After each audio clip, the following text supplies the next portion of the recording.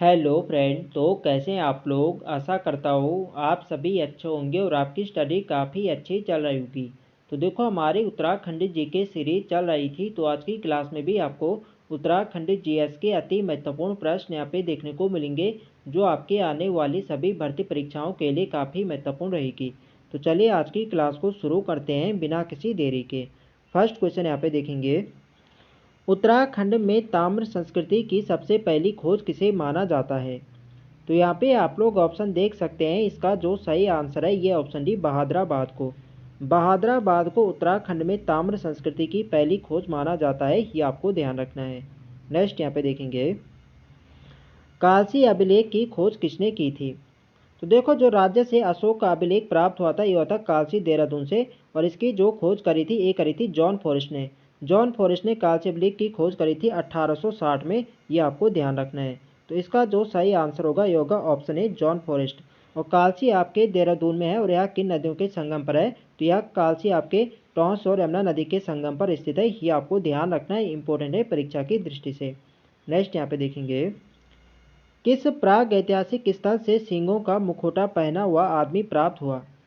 तो इसका जो सही आंसर है ये ऑप्शन डी घटवाल घोड़ा। घटवाल घोड़ा प्राग ऐतिहासिक स्थल से सींगों का मुखौटा पहना हुआ आदमी यहाँ से प्राप्त हुआ था, ये आपको ध्यान रखना है। और घटवाल घोड़ा शैलचित्र आपके कहाँ स्थित है, तो ये आपके अल्मोड़ा जनपद में, ये आपको ध्यान रखना है। नेक्स्ट यहाँ पे देखेंगे, कौन सा महाजनपद उत्तराखंड के भूभाग के अंतर्गत आता है। तो इसका जो सही आंसर है यह है ऑप्शन डी पांचाल। पांचाल महाजनपद उत्तराखंड के भूभाग के अंतर्गत आता है, ऑप्शन डी इसके यहाँ पे सही आंसर है। नेक्स्ट यहाँ पे देखेंगे, कालसी अभिलेख में उत्तराखंड के लिए किस शब्द का प्रयोग मिलता है।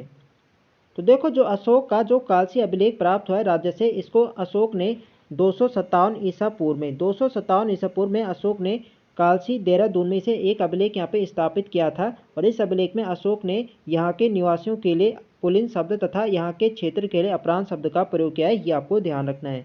तो इसका जो सही आंसर होगा ये होगा ऑप्शन ए अपरांत।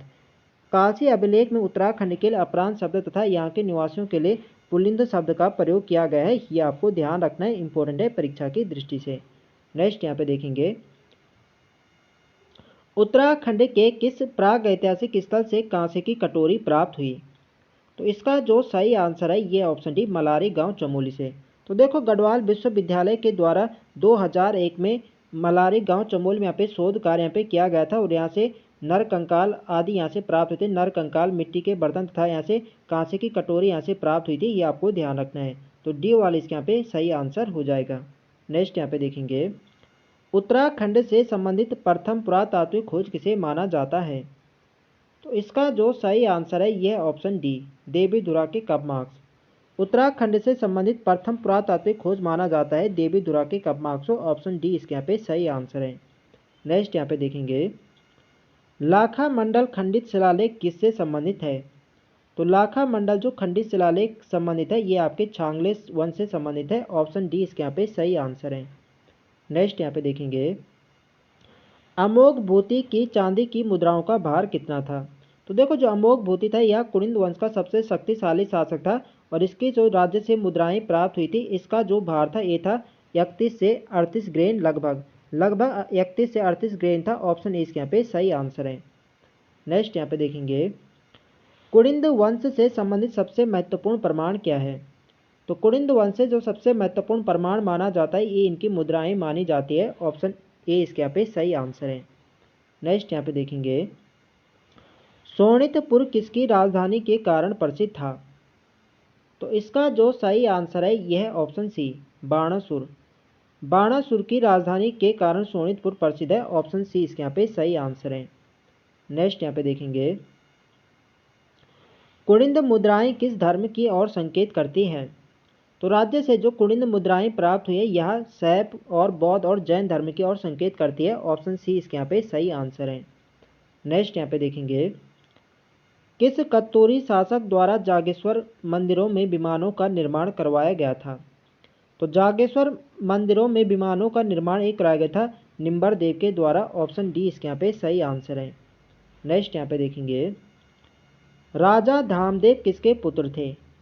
तो राजा धामदेव प्रीतम देव के पुत्र थे, जिसे पिथौरा साहिब से कहा जाता है। ऑप्शन सी इसके यहाँ पे सही आंसर है। नेक्स्ट यहाँ पे देखेंगे, अमोघ भूति की मुद्राओं में किस लिपि का प्रयोग मिलता है? तो अमोघ भूति की जो मुद्राएं प्राप्त हुए इनमें ब्राह्मी एवं खरोष्टी लिपि का प्रयोग मिलता है। ऑप्शन डी इसके यहाँ पे सही आंसर है। नेक्स्ट यहाँ पे देखेंगे, चंद वंश का संस्थापक सोमचंद को किसने बताया था? तो चंद वंश का संस्थापक सोमचंद ये बताए थे एडकिंसन तथा बद्रीदत्त पांडे ने। तो इसका सही आंसर होगा ऑप्शन सी, बी व सी दोनों ने। तो इसका सही आंसर होगा ऑप्शन डी। नेक्स्ट यहाँ पे देखेंगे, अशांति देव किस क्षेत्र से संबंधित है? तो अशांति देव आपके पाली पछाव क्षेत्र से संबंधित है। ऑप्शन डी इसके यहाँ पे सही आंसर है। और अशांति देव राजवंश की स्थापना किसने करी थी? तो अशांति देव राजवंश की स्थापना अशांति देव ने करी थी। और इनकी जो प्रथम राजधानी थी ये थी जोशीमठ। प्रथम राजधानी इसकी जोशीमठ थी और द्वितीय राजधानी इनकी रणचोलाकोर थी। ये आपको ध्यान रखना है, इंपॉर्टेंट है परीक्षा की दृष्टि से। नेक्स्ट यहाँ पे देखेंगे, राजा मा गा भा ता सा तथा शिवपालित का उल्लेख कुणिद वंश की किन मुद्राओं में हुआ है? तो इसका जो सही आंसर है यह ऑप्शन सी, अल्मोड़ा प्रकार की मुद्राओं में हुआ है। सी वाली इसके यहाँ पे सही आंसर है। नेक्स्ट यहाँ पे देखेंगे, एडकिंसन ने किस शिलालेख के कुछ अंशों का अंग्रेजी में अनुवाद करवाया था? तो इसका जो सही आंसर है यह ऑप्शन बी, बागेश्वर शिलालेख। एडकिंसन ने बागेश्वर शिलालेख के कुछ अंशों का अंग्रेजी में अनुवाद करवाया था। ऑप्शन बी इसके यहाँ पे सही आंसर है। नेक्स्ट यहाँ पे देखेंगे, बैजनाथ को राजधानी बनाकर शासन करने वाला कत्तूरी राजा कौन था? तो इसका जो सही आंसर है यह ऑप्शन ए, नरसिंह देव। बैजनाथ को राजधानी बनाकर शासन करने वाला कत्तूरी राजा नरसिंह देव था। ऑप्शन ए इसके यहाँ पे सही आंसर है। नेक्स्ट यहाँ पे देखेंगे, कालू तड़ागी किस चंद शासक का सेनापति था? तो कालू तड़ागी ये था सोमचंद का सेनापति था। ऑप्शन ए इसके यहाँ पे सही आंसर है। नेक्स्ट यहाँ पे देखेंगे, किस चंद शासक के समय प्रथम भूमि बंदोबस्त करवाए जाने का उल्लेख मिलता है? तो इसका जो सही आंसर है यह ऑप्शन ए, रतनचंद। रतनचंद के समय प्रथम भूमि बंदोबस्त करवाए जाने का उल्लेख मिलता है। ऑप्शन ए इसके यहाँ पे सही आंसर है। नेक्स्ट यहाँ पे देखेंगे, किस चंद शासक द्वारा सर्वप्रथम अभिलेख खुदवाया गया था? तो इसका जो सही आंसर है यह ऑप्शन बी, अभय चंद। अभय चंद ने सर्वप्रथम अभिलेख खुदवाया था। ऑप्शन बी इसके यहाँ पे सही आंसर है। नेक्स्ट यहाँ पे देखेंगे, कटकाली प्रथा को प्रोत्साहन देने वाला चंद राजा कौन था? तो इसका जो सही आंसर है यह ऑप्शन सी, भारती चंद। कटकाली प्रथा को प्रोत्साहन देने वाला चंद राजा भारती चंद था। ऑप्शन सी इसके यहाँ पे सही आंसर है। नेक्स्ट यहाँ पे देखेंगे, रुद्रचंद ने अकबर से भेंट कहाँ की थी? तो देखो, चंद वंश के जो राजा थे रुद्रचंद, रुद्रचंद अकबर के समकालीन थे और इन्होंने अकबर से भेंट करी थी लाहौर में। और कब करी थी? ये करी थी 1588 में। वर्ष भी आपको ध्यान रखना है। 1587 में तो इसने अकबर की अधीनता स्वीकार करी थी और 1588 में इसने लाहौर में अकबर से भेंट करी थी। ये आपको ध्यान रखना है। तो क्वेश्चन पूछा जाए कि वह चंद राजा कौन है जो अकबर के समकालीन थे, तो ये थे रुद्रचंद। ये आपको ध्यान रखना है। नेक्स्ट यहाँ पे देखेंगे, सर्वाधिक लंबे समय तक शासन करने वाला चंद राजा कौन था? तो इसका सही आंसर है ऑप्शन बी, ज्ञानचंद।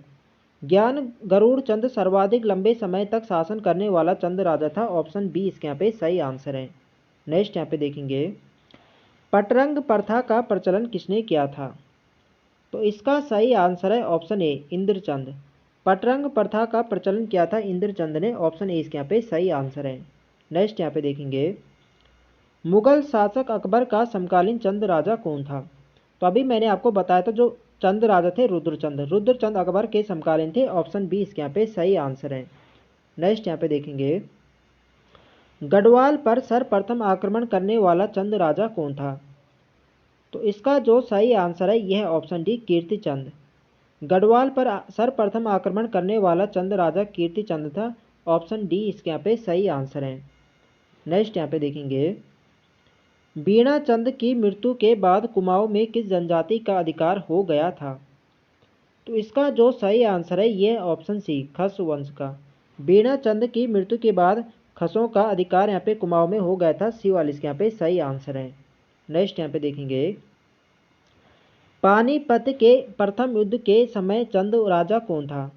तो पानीपत का युद्ध कब हुआ था, प्रथम युद्ध हुआ था 1526 में, और उस समय जो चंद राजा थे कुमाऊं में ये थे दीपचंद। ऑप्शन ए इसके यहाँ पे सही आंसर है।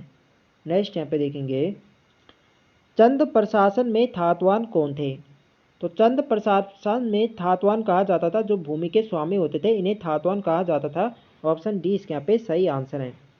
तो देखो फ्रेंड्स, सभी क्वेश्चन यहाँ पे प्रीवियस ईयर क्वेश्चन है जो किसी ना किसी एग्जाम में पूछे जा चुके हैं। तो वीडियो पसंद आ रही तो फ्रेंड्स वीडियो को लाइक करें, शेयर करें, और जो लोग चैनल पर नए हैं चैनल को सब्सक्राइब करें। नेक्स्ट क्वेश्चन है हमारा, ई गार्डनर कुमाऊं कमिश्नर कब बनाए गए थे। तो कुमाऊं के जो प्रथम कमिश्नर थे ये थे ई गार्डनर, जिन्हें एडवर्ड गार्डन कहा जाता है, और ये कमिश्नर बने थे कुमाऊं के 3 मई 1815 को। ऑप्शन ए इसके यहाँ पे सही आंसर है।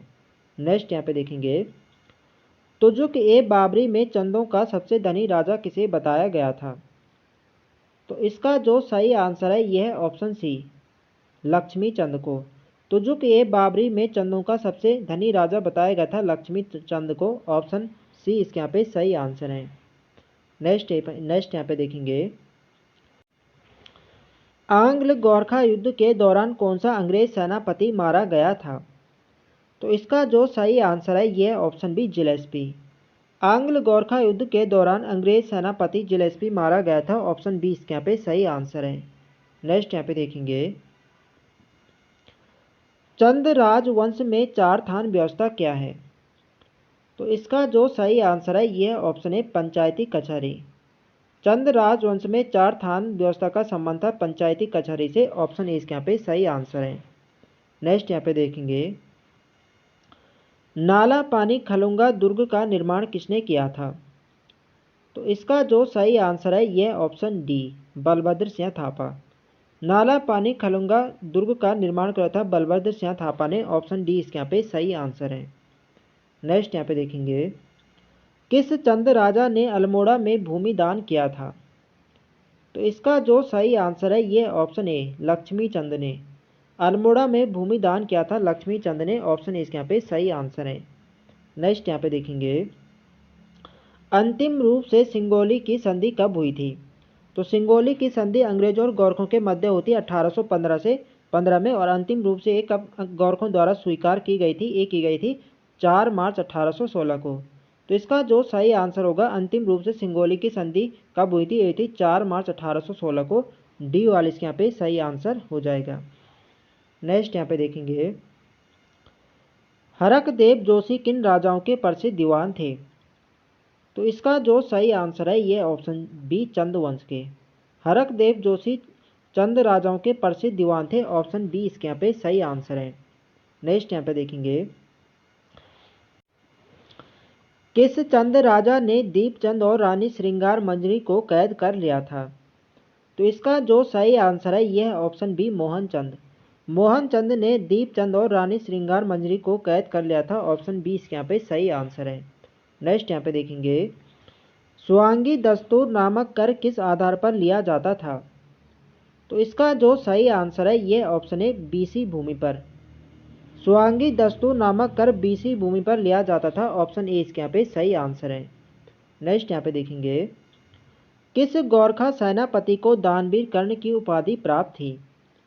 तो इसका जो सही आंसर है ये ऑप्शन बी, रणजोर सिंह थापा को।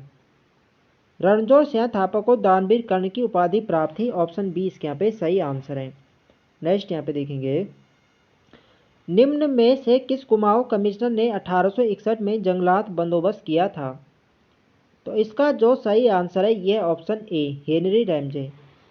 हेनरी रैमजे ने 1861 में जंगलात बंदोबस्त किया था। ऑप्शन ए इसके यहाँ पे सही आंसर है।